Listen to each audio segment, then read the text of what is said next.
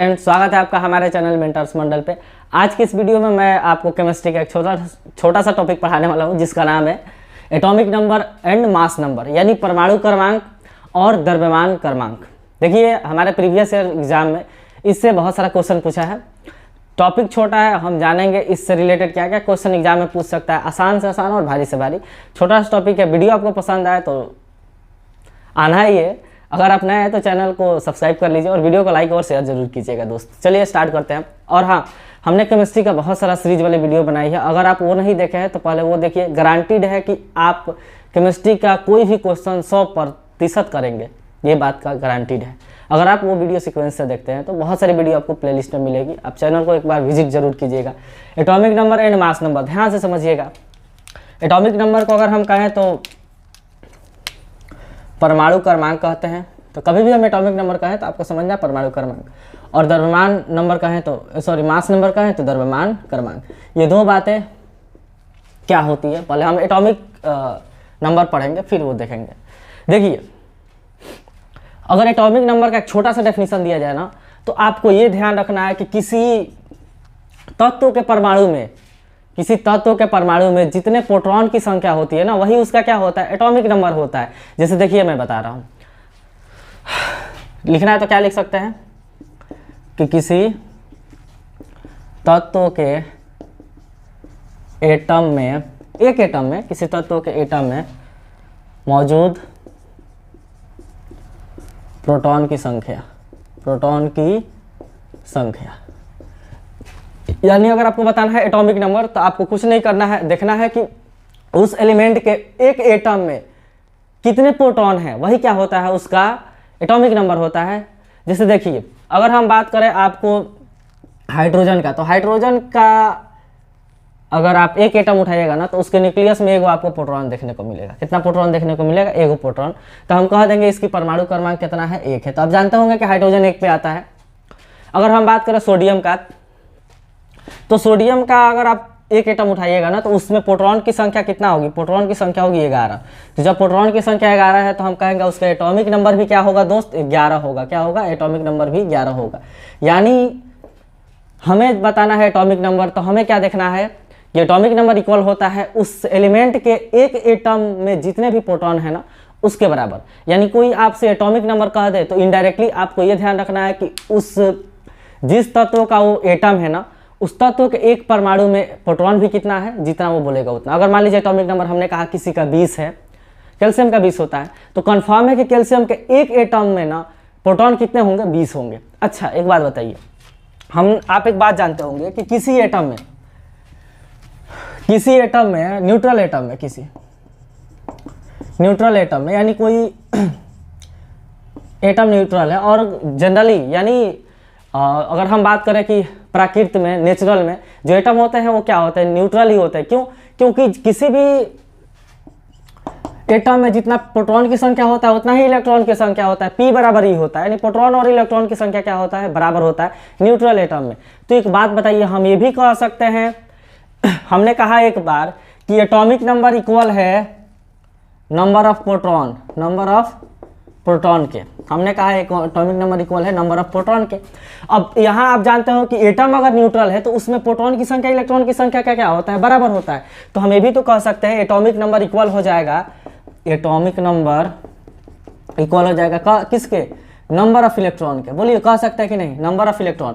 यानी ध्यान से समझिएगा, ये हम कह सकते हैं, लेकिन कंडीशन है।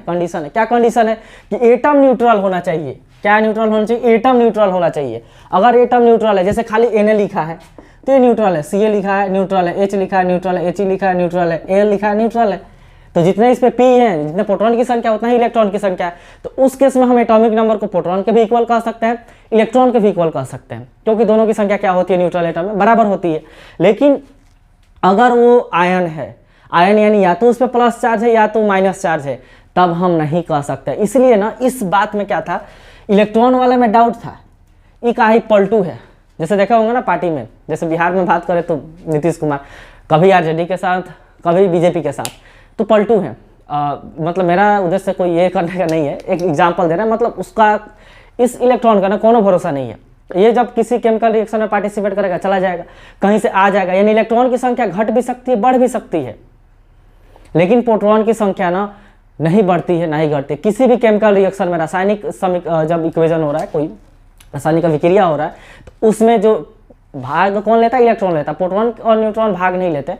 और न्यूट्रॉन इसलिए नहीं कहा गया ना, क्योंकि न्यूट्रॉन जो है ना, न्यूट्रॉन वो सब किसी में हो ऐसा जरूरी नहीं है। जैसे हाइड्रोजन के पास एक भी न्यूट्रॉन नहीं होता, लेकिन प्रोटॉन हर एक एटम के पास होगा, यानी हर एक एलिमेंट के एटम के पास क्या होगा, प्रोटॉन होगा। और ये भी एक देखा गया कि जितने भी अलग अलग तरह के एटम है ना, यानी अलग अलग तरह के तत्व के पास जो प्रोटॉन की संख्या होगी ना, अलग अलग होगी।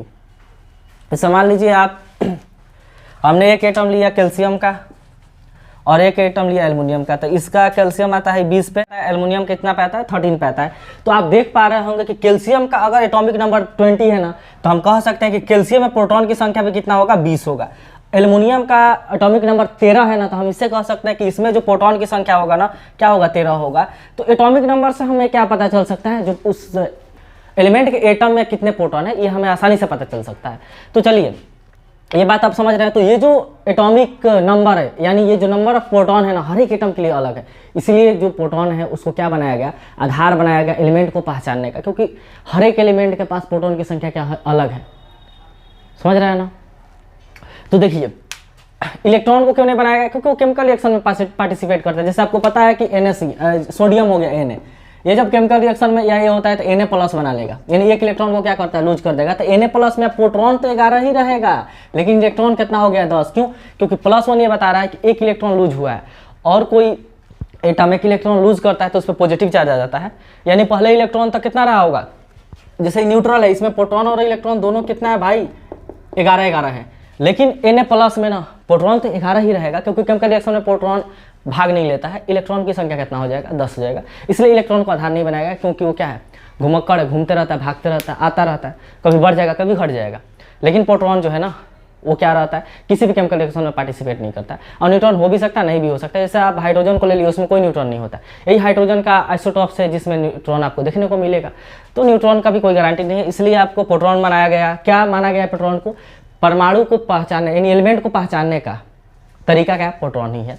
अब देखिए, ये जो एटॉमिक नंबर है ना, इसको हम डिनोट करते हैं Z से, कैपिटल Z। याद रखिएगा, प्रोटॉन के एटॉमिक नंबर को किससे डिनोट किया जाता है, Z से किया जाता है। ये बात आपको ध्यान रखना है कि हम कहीं अगर Z लिख दे तो उसका मतलब क्या हुआ, प्रोटॉन की संख्या हो गया, यानी एटॉमिक नंबर। Z लिख देता है, एटॉमिक नंबर हो गया, और एटॉमिक नंबर इक्वल होता है प्रोटॉन की संख्या का।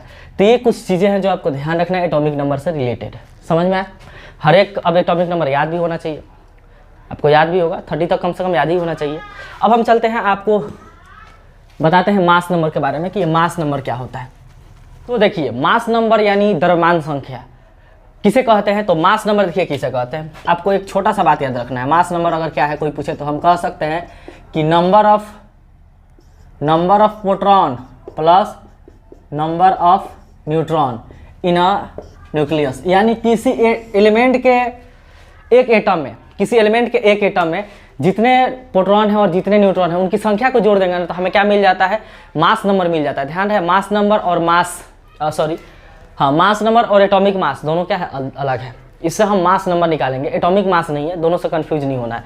तो मास नंबर है क्या, तो मान लीजिए आपको हम सोडियम ले लें Na, इसमें क्या होता है तो आपको पता होगा, ये 23 पे आता है, 23 पे आता है, ये छोड़िए 23 पे नहीं, सॉरी 11 पे आता है।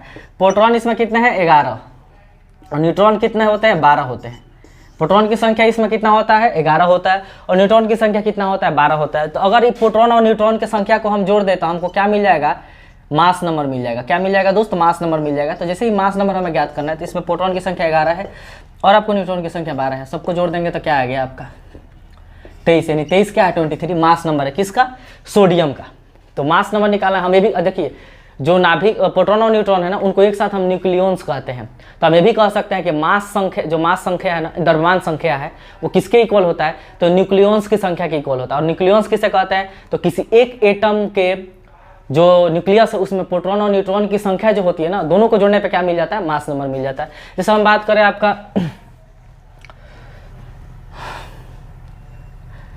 क्लोरीन ले लीजिए, क्लोरीन छोड़िए, एक मिनट, एक बात आपको और ध्यान रखना है कि जो मास नंबर है ना, इसको हम किससे डिनोट करते हैं, तो लेटर ए से करते हैं, कैपिटल लेटर ए से। मास नंबर को किससे डिनोट करते हैं, कैपिटल लेटर ए से। तो एक बात बताइए, हम ए बराबर क्या लिख सकते हैं, पी प्लस एन। ए का मतलब क्या हुआ, मास नंबर। मास नंबर बराबर प्रोटॉन की संख्या प्लस न्यूट्रॉन की संख्या। अभी एक बात आपको हम बताएं कि ये जो प्रोटॉन की संख्या है ना, ये इसको हम क्या कहते हैं, एटॉमिक नंबर कहते हैं। और एटॉमिक नंबर को किससे डिनोट करते हैं, जेड से। तो हम इस पी के जगह क्या लिख सकते हैं, जेड भी लिख सकते हैं, प्लस एन। तो यहाँ से एक बात आपको रिलेशन ध्यान रखना है कि द्रव्यमान संख्या और मास संख्या एटॉमिक नंबर में क्या रिलेशन है। तो रिलेशन क्या है कि ए जो एटॉमिक नंबर होता है ना, परमाणु की जो संख्या है प्लस उसमें न्यूट्रॉन की संख्या के सम के इक्वल होता है। तो ए बराबर हम पी प्लस एन भी लिख सकते हैं, और प्रोटॉन के जगह हम एटॉमिक नंबर लिख सकते हैं। तो ए बराबर जेड प्लस एन हुआ। यानी इसका कहने का मतलब ये मास नंबर है। मास नंबर बराबर क्या आ गया, तो मास नंबर बराबर आ गया, मास नंबर आ गया atomic number plus neutron, number of neutron की संख्या। तो मास नंबर निकालना है तो एटॉमिक नंबर में न्यूट्रॉन की संख्या जोड़ दीजिए। अच्छा, इसी एटॉमिक नंबर को हम प्रोटॉन कहते हैं। कभी कभी क्या होता है ना कि आपको मास नंबर दे के और न्यूट्रॉन की संख्या पूछेगा और जेड दिया रहेगा, एटॉमिक नंबर दिया रहेगा। तो हम क्या कर सकते हैं, यहाँ से एन बराबर हम ये लिख सकते हैं, बताइए, ये प्लस में इधर आएगा तो माइनस में, तो एन बराबर लिख सकते हैं ए माइनस जेड। यानी न्यूट्रॉन की संख्या निकालना है। मान लीजिए हमको कहें कि किसी एलिमेंट का मास नंबर है 40 और उसका एटॉमिक, ये मास नंबर है यानी ये का मान है इतना, और एटॉमिक नंबर आपको दिया है मान लीजिए 25, तो न्यूट्रॉन की संख्या बताइए। ये एग्जिस्ट करे ना, उससे मतलब नहीं, हम एक सवाल ऐसे ले रहे हैं। मास नंबर 40 है, एटॉमिक नंबर 20 है। अच्छा, एटॉमिक नंबर हम 20 ले रहे हैं, तो न्यूट्रॉन की संख्या बताइए। तो न्यूट्रॉन की संख्या कैसे निकलेगा, इस मास नंबर में से एटॉमिक नंबर घटा देंगे। देखा न्यूट्रॉन बराबर क्या लिखे हैं, mass number minus atomic number, तो इसमें से घटेगा तो आ जाएगा 20 आंसर। तो इस तरह रिलेशन आपको ध्यान रखना है मास नंबर और प्रोटॉन की एटॉमिक नंबर में। ठीक, एटॉमिक नंबर को किससे डिनोट करते हैं, ए से। अब एक बात बताइए, ये भी लिख सकते हैं कि जो मास नंबर किसके इक्वल होता है, नंबर ऑफ न्यूक्लियॉन्स। अच्छा, ये न्यूक्लियॉन्स क्या है, तो आपको बताए थे कि जो प्रोटॉन और न्यूट्रॉन की संख्या एक साथ जोड़ दिया जाना तो उसको हम न्यूक्लियॉन्स कहते हैं। तो मास नंबर न्यूक्लियॉन्स के भी क्या होता है, इक्वल होता है। ये कुछ बातें हैं आपको मास नंबर और एटॉमिक नंबर के रिस्पेक्ट में, ये चीज़ें आपको क्या रखना है, ध्यान रखना है। ध्यान रहे, एटॉमिक मास नंबर से हम एटॉमिक मास भी ज्ञात कर सकते हैं। ये देखिए कैसे, आपको पता है कि एक प्रोटॉन का रिलेटिव मास हम 1 U लेते हैं और एक न्यूट्रॉन का रिलेटिव मास 1 U लेते हैं, दोनों का 1 U लेते हैं लगभग।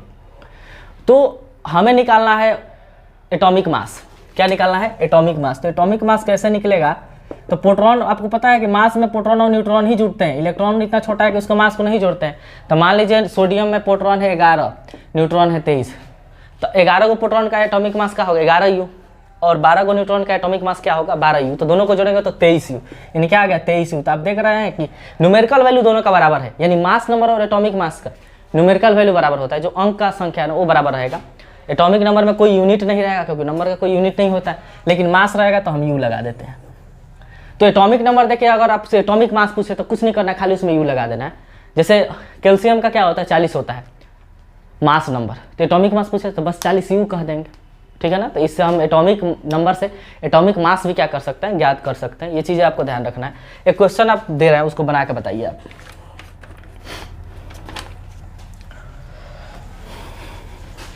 देखिए क्वेश्चन क्या क्वेश्चन है, थंबनेल पे भी ये क्वेश्चन आपको मिला होगा कि किसी तत्व के परमाणु के m सेल में 7 इलेक्ट्रॉन है। ध्यान से समझिए, कोई एलिमेंट है यानी कोई तत्व है, इसके परमाणु में, इसके परमाणु के m सेल में 7 इलेक्ट्रॉन है। तो कह रहा है इसका एटॉमिक मास बताइए, एटॉमिक नंबर बताइए। क्या बताइए, एटॉमिक नंबर बताइए। क्वेश्चन है कि किसी एलिमेंट है, कोई एलिमेंट है, उसके परमाणु में जो m सेल है, उसके परमाणु के m सेल में इलेक्ट्रॉन की संख्या कितना है, 7। तो बताना है उसका एटॉमिक नंबर। बताइए कैसे बनेगा। तो आपको बताइए, देखिए यहाँ क्वेश्चन लिखने का मतलब है ना, जब तक कुछ नहीं कहेगा तब तक हम क्या मान लेते हैं कि जो एटम दिया है ना वो न्यूट्रल है। एटम कैसा है दोस्त, न्यूट्रल है। तो ये एटम न्यूट्रल है तो आपको पता है कि प्रोटॉन और इलेक्ट्रॉन की संख्या क्या होता है, बराबर होता है किसी एटम में। तो यहाँ देखिए m सेल में इलेक्ट्रॉन की संख्या, तो आपको ये इसको पहले वाले वीडियो में हम सेल के बारे में ये सब चीज़ें बता चुके हैं। m सेल में कितने इलेक्ट्रॉन होते हैं, k सेल में कितना होता है। किसी भी सेल में जो अधिकतम इलेक्ट्रॉन की संख्या होता है वो 2n² होता है। इसको पहले वाला जस्ट वीडियो आप देखेंगे तो आपको ये फिर बताने की जरूरत नहीं है। तो देखिए यहाँ हम बता रहे हैं आपको यहाँ पहला K सेल, फिर L सेल, फिर M सेल, फिर N। 2n स्क्वायर से निकलता है, इसमें अधिकतम 2 होते हैं, इसमें 8 होते हैं, इसमें 18 होते हैं, इसमें 32 होते हैं। तो कह रहा है कि M सेल में ध्यान रहे कि किसी भी, जब हम इलेक्ट्रॉनिक कॉन्फ़िगरेशन नेक्स्ट वीडियो में बताएंगे तो उसमें ये बताया जाता है कि आगे वाले सेल में इलेक्ट्रॉन तभी भरते हैं जब उसका पहले वाला सेल क्या हो, पूरी तरह से भरा हो। तो कह रहा है M सेल में 7 इलेक्ट्रॉन है, तो M सेल में 7 इलेक्ट्रॉन है तो कन्फर्म है K सेल भी उसका भरा होगा, L सेल भी भरा होगा और M सेल में 7 है, यानी ये 2 को भरा होगा, इसमें 8 को और इसमें कितना है 7 को। तो इलेक्ट्रॉनिक कॉन्फ़िगरेशन जोड़ लीजिए कितने इलेक्ट्रॉन है उस एटम में, तो जोड़िएगा तो 2 8 10 हो गया, 10 7 17। इन हमें पता चल गया कि इलेक्ट्रॉन की संख्या उस एटम में कितना है, 17 है। इलेक्ट्रॉन की संख्या कितना है दोस्त, 17 है। तो जब इलेक्ट्रॉन की संख्या 17 है तो आपको पता है कि एटम न्यूट्रल है, तो P और E बराबर होता है, प्रोटॉन भी क्या होगा, 17 ही होगा। तो प्रोटॉन की संख्या कितना हो गया, 17, और प्रोटॉन की संख्या 17 हो गया तो प्रोटॉन की संख्या को ही हम क्या कहते हैं, एटॉमिक नंबर कहते हैं। तो हम कह देंगे कि उसका एटॉमिक नंबर कितना है, 17 है। पूछ दे कि एलिमेंट कौन सा है, क्वेश्चन पूछता है कि एलिमेंट कौन सा है, तो 17 पे कौन सा एलिमेंट आता है, क्लोरीन आता है। तो आंसर हमारा क्या हो जाता है, क्लोरीन हो जाता है। तो उम्मीद करते हैं आपको चीज़ें समझ में आई होगी। प्रीवियस ईयर क्वेश्चन में आइएगा, 100% बनेगा। ठीक, वीडियो आपको पसंद आया है तो लाइक और शेयर जरूर कीजिएगा, नए हैं तो चैनल को सब्सक्राइब जरूर कीजिएगा। और हाँ, इस पर बहुत सारे वीडियो आपको यूनिक मिले, पीरियोडिक टेबल हमने कन्फर्म पढ़ाया हुआ है, क्लासिफिकेशन ऑफ एलिमेंट, वो सारी चीज़ें आप जाकर देख सकते हैं।